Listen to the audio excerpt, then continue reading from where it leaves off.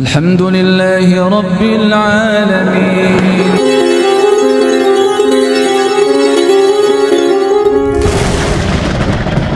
Di komplek pelacuran itu ada Germo, ada kemudian mucikari, ada kemudian maklar, ada kemudian di sana warung kopi, ada kemudian di sana bakul obat kuat, ya misalkan, ada kemudian supplier apa, kondom dan lain sebagainya, macam-macam. Nah, ini adalah rangkaian mata rantai kemaksiatan. Ya, kalau kemudian mikirnya, oh kalau prostitusi ini ditutup, gimana nasibnya bakul kopi di situ? Nah, ini seolah-olah bijak tapi pemikiran yang sesat.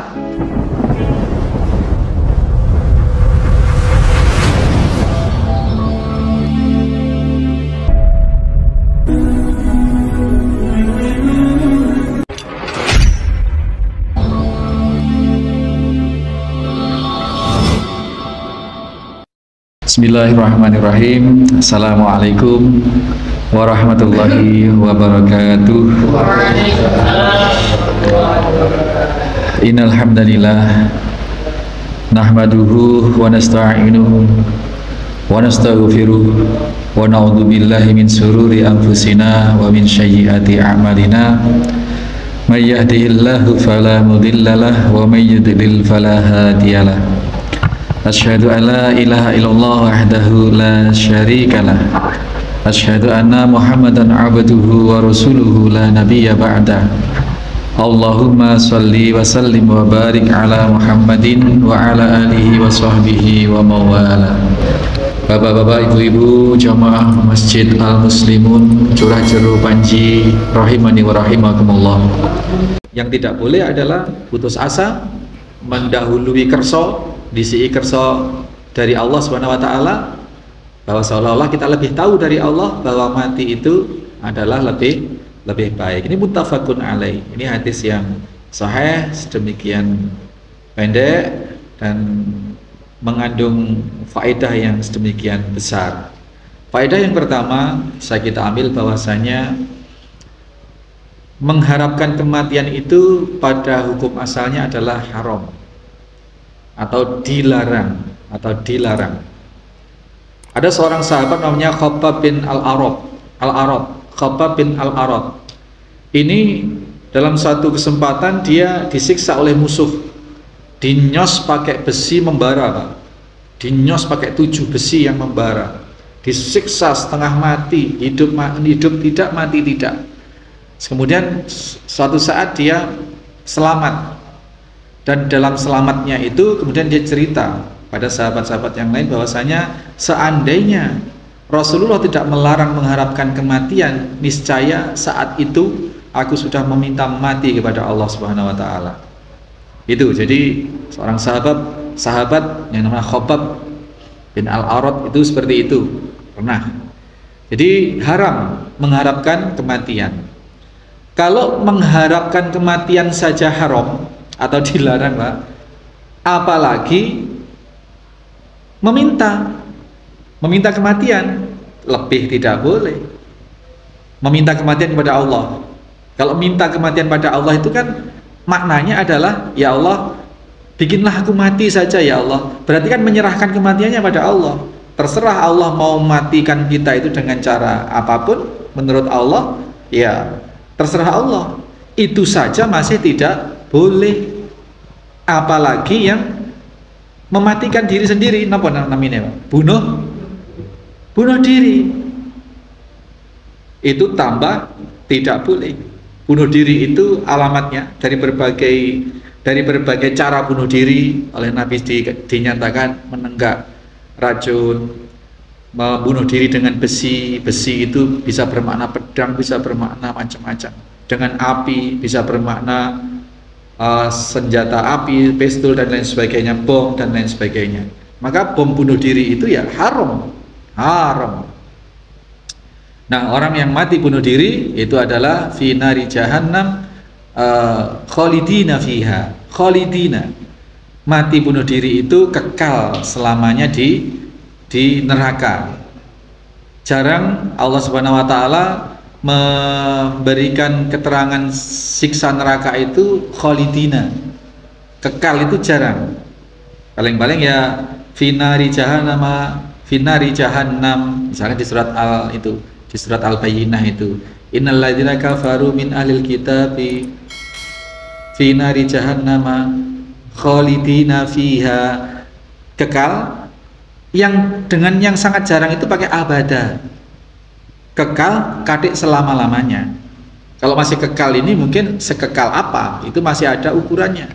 Tapi kalau sudah abadan itu sudah kekal selama-lamanya. Mati bunuh diri itu adalah finari khalidina fiha abadan. Ini naudzubillah.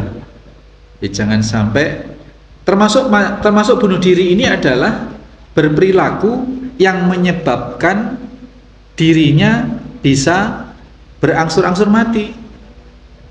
Wah, ini kalau dilanjutkan rawan Pak pembahasan ini. Merokok misalnya Pak. Merokok itu jelas dari berbagai aspek itu adalah merusak diri sendiri.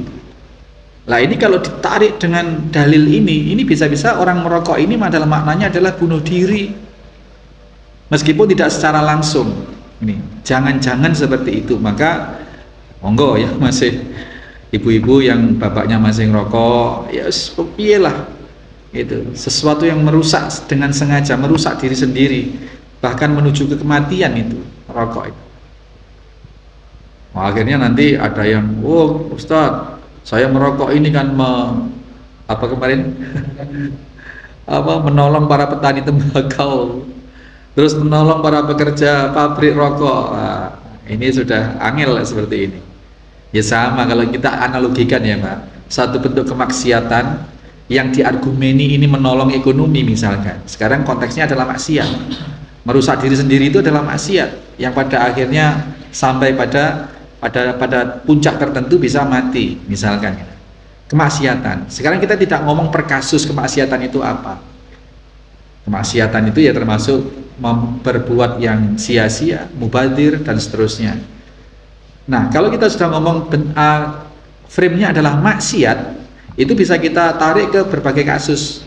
Mohon maaf, sekarang kalau misalkan pelacuran itu juga kemaksiatan dalam konteks yang lebih kasar, yang lebih cetha welo-welo. Perjudian itu baik judi online maupun judi offline. Nah, kalau dengan dalih menghilangkan mata pencaharian orang-orang yang bekerja, menghilangkan mata pencaharian orang-orang yang menanam misalkan. Nah, sekarang kalau dalam konteks kemaksiatan yang berbeda, pelacuran misalkan. Di komplek pelacuran itu ada germo, ada kemudian mucikari, ada kemudian maklar, ada kemudian di sana warung kopi, ada kemudian di sana bakul obat kuat, ya misalkan. Ada kemudian supplier apa? Kondom dan lain sebagainya, macam-macam. Nah, ini adalah rangkaian mata rantai kemaksiatan. Ya. Kalau kemudian mikirnya, oh kalau prostitusi ini ditutup, gimana nasibnya bakul kopi di situ? Nah, ini seolah-olah bijak tapi pemikiran yang sesat gitu. Nah, sekarang maaf, di negara kita, satu negeri, bukan di negara kita, dimanapun ya, dengan menumbuh suburkan sistem riba misalkan, menumbuh suburkan sistem riba, padahal riba sudah jelas-jelas ahalallahu bai'a wa harrama riba. Allah menghalalkan perdagangan, jual beli, mengharamkan riba. Tapi praktek perbankan ribawi sedemikian ditumbuh suburkan, bahkan diprogramkan apa yang namanya iuran-iuran yang sifatnya spekulatif, bayar nanti ditanggung bersama kalau ada yang mengklaim seperti itu kan sifatnya spekulatif, hal-hal yang tidak islami. Nah, kembali kepada kemaksiatan yang dipelihara dengan dalih untuk mengangkat atau menyelamatkan ekonomi para pelaku kemaksiatan, ya nggak ketemu. Jadi kalau dalam konteks rokok tadi, kalau rokok ini dalihnya adalah kasihan petani tembakau, kenapa tidak menanam yang lain? Kalau memang ditutup pabrik rokok itu, dilarang, benar-benar dilarang, lo itu menghasilkan pajak cukai yang besar untuk negara. Nah itu sudah lain lagi. Jangan ditutup prostitusi di Gunung Sampan, itu memasukkan PAD yang besar buat kabupaten, misalkan seperti itu. Nah ini sudah beda pembahasan. Jadi masing-masing akhirnya punya argumen yang kuat dari sisi sekularitas, dari sisi pemikiran yang tidak dikaitkan dengan agama, yang satu dari sisi syara. Ya jelas tidak ketemu. Yang satu pakai dasar ilahiyah, yang satu pakai dasar ekonomi kapitalis, nggak ketemu gitu. Nah ini ya, jadi jangankan melakukan bunuh diri, meminta mati, yang kematian itu caranya diserahkan kepada Allah sekalipun tidak boleh. Jangankan sampai meminta mati, mengharapkan saja tidak boleh. Mengharapkan kematian itu loh tidak boleh. Kecuali tadi itu, kecuali kalau sudah memang kondisinya, misalkan sudah sakit bertahun-tahun, sudah berobat ke sana kemari tidak, sementara keluarganya sudah kalang kabut ekonominya, inilah kondisi seperti ini, baru boleh memakai kalimat yang Rasul ajarkan tadi. Sebatas itu tidak boleh, melebihi itu tidak boleh. Nabi tadi mengajarkan satu kalimat, fal yakul, maka dia hendaknya berkata, Allahumma ahyini maka natil haya'u khairalli. Ya Allah, hidupkanlah hamba, terus hidupkanlah hamba apabila kehidupan itu baik buat hamba. Wa tawaffani idza kanatil wafatu khairalli. Dan wafatkanlah hamba, ya Allah, kalau memang kewafatan atau kematian itu memang baik buat hamba. Dikembalikan urusannya kepada Allah, bukan kita menjustifikasi sebaiknya memang saya sebaiknya mati. Tidak boleh seperti itu. Kenapa? Karena pada dasarnya orang yang minta mati, orang yang mengharapkan mati, orang yang minta mati, atau orang yang mematikan diri, itu pada dasarnya adalah orang tidak sabar. Sekarang mau ngitung Pak dah. Orang yang mengharapkan mati itu dalam posisi dia dalam hidup senang apa hidup susah Pak biasanya Pak? Susah. Ditimpa musibah yus loro gak waras-waras, atau usaha bangkrut, utangnya triliunan, sehingga ada itu suami istri sama anaknya terjun dari lantai 30 berapa di hotel mana, itu mati bersama. Itu padahal dia dikenal sebagai pengusaha besar, Taipan, asetnya Masya Allah banyak sekali, tapi di balik itu ternyata dia terhimpit oleh permasalahan, kurang lebih itu. Nah, di saat dia merekayasa diri untuk kemudian mematikan diri, maknanya berarti dia adalah tidak sabar. Dia keluar dari rel kesabaran dalam menerima musibah.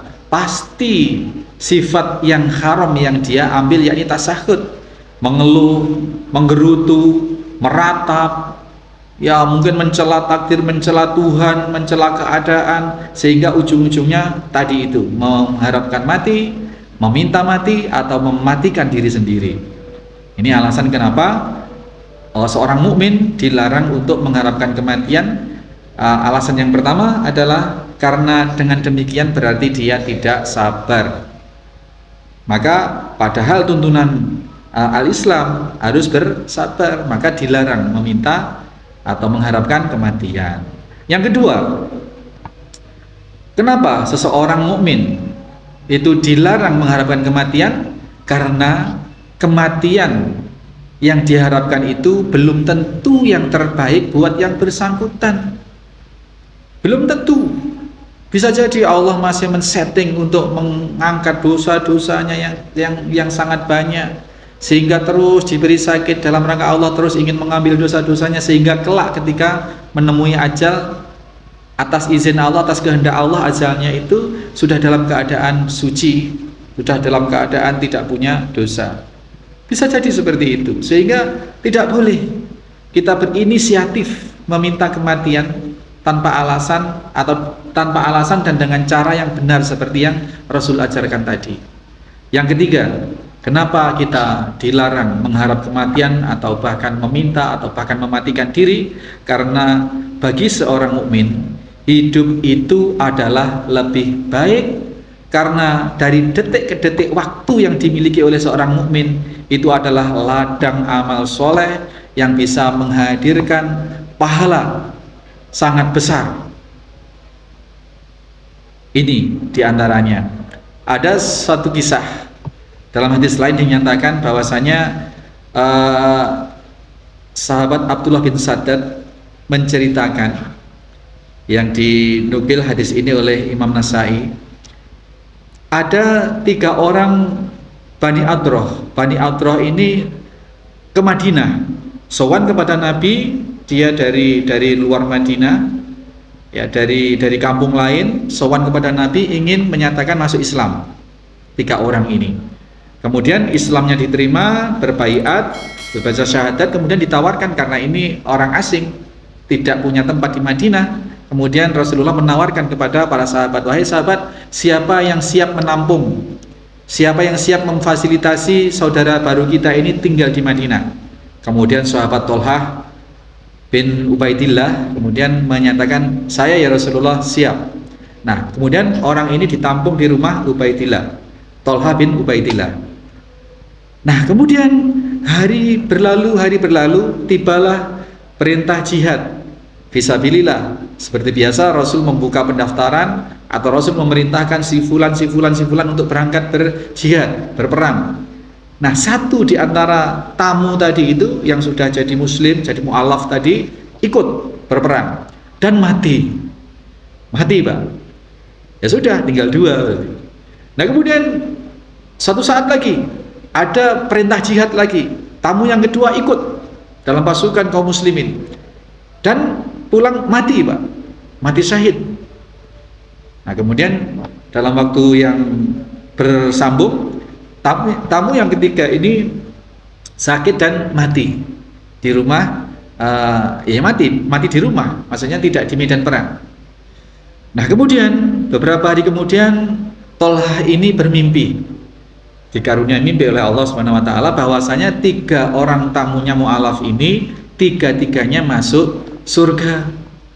Tetapi yang menjadi pikiran Tolhah adalah, kenapa masuk surganya itu justru yang paling awal itu yang mati di atas tempat tidur tadi itu, yang tidak berperang, mati di rumah, yang matinya malah belakangan, dan matinya paling nyaman. Mati nyaman, tidak ada paling mati, ya mati, Pak, ya. Tidak ada nyamannya orang mati, ya mati. Justru itu yang masuk surga duluan, dan yang kedua yang masuk surga itu justru orang yang jihad yang berikutnya, bukan yang pertama. Menurut akalnya kita, yang paling pertama masuk surga adalah yang syahid duluan, itu kan. Ini ternyata kebalik. Nah, ini jadi pikiran Tolhah. Mohon maaf, mimpi itu ada 3. Ini sering sekali terjadi. Mimpi yang pertama itu mimpi kembangnya tidur, mimpi dari seton. Mimpi dari seton itu mimpi yang serem-serem, Pak. Dikejar anjing, dikejar hantu, sudah sembunyi di mana-mana masih ditemukan oleh hantu itu. Sering ya, Pak, ya? Itu. Atau mimpi jatuh dari ketinggian, ketika bangun ngos-ngosan, itu mimpi dari setan yang menakutkan. Dan mimpi dari Allah. Itu mimpi dari Allah itu adalah mimpi-mimpi yang sifatnya baik, yang sifatnya mengukuhkan keimanan kita, ya, petunjuk, semacam ilham. Dan ada mimpi yang mimpi bunga tidur. Nah, Tolhah kemudian mengadukan mimpinya ini kepada, kegelisahannya ini kepada Rasulullah. Ya Rasulullah, bagaimana kok saya bermimpi justru yang terakhir ini yang masuk surga? Kok nggak usah bingung, Tolhah, karena bagi seorang muslim, laisa ahadun afdhala indallahi min mu'min. Tidaklah seorang mukmin itu lebih afdal di sisi Allah, ya, min yu'ammaru fil Islam, melebihi dari seseorang mukmin yang umurnya dipanjangkan oleh Allah di dalam keislaman. Nah, ini kabar gembira bagi yang sudah sepuh-sepuh, ini karunia. Jadi tidak ada yang lebih afdal bagi seorang mukmin, ya, melebihi apabila oleh Allah dia dipanjangkan umurnya di dalam Islam, yuksiru takbiratan, dan dia memperbanyak takbir di dalam keislamannya itu, di dalam umurnya itu. Wa tahmidan, dan dia memperbanyak tahmid. Wa tahlilan, dan dia memperbanyak tahlil, bukan tahlilan, memperbanyak kalimat la ilaha illallah. Kemudian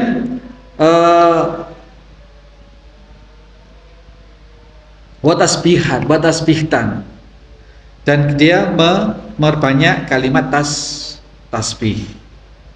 Wa tasbitan, memperbanyak tahmid, yakni apa?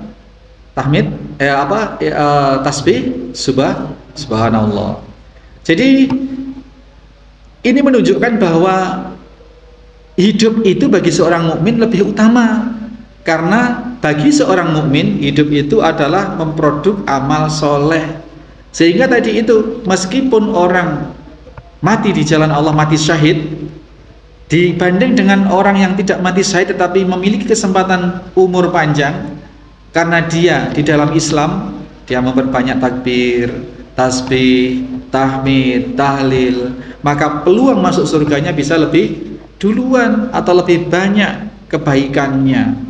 Maka inilah 3 alasan kenapa seseorang dilarang. Rasulullah atau syara atau al-Islam itu melarang seseorang meminta kematian atau mengharapkan kematian, karena 3 hal tadi. Karena menjaga kesabaran, kalau minta mati berarti tidak sabar. Yang kedua adalah bahwa kematian belum tentu baik bagi dirinya. Dan yang ketiga adalah nyata bahwa hidup itu lebih baik bagi seorang mukmin, karena waktu yang berjalan itu memproduk amal soleh. Dan ketika seseorang mukmin sudah meninggal atau seorang manusia sudah meninggal, maka berhentilah amal soleh yang bisa dikerjakan, sehingga berhenti pula pahalanya, kecuali kemarin tiga hal: ilmu yang bermanfaat, sedekah jariyah, dan anak soleh yang mendoakan orang tuanya.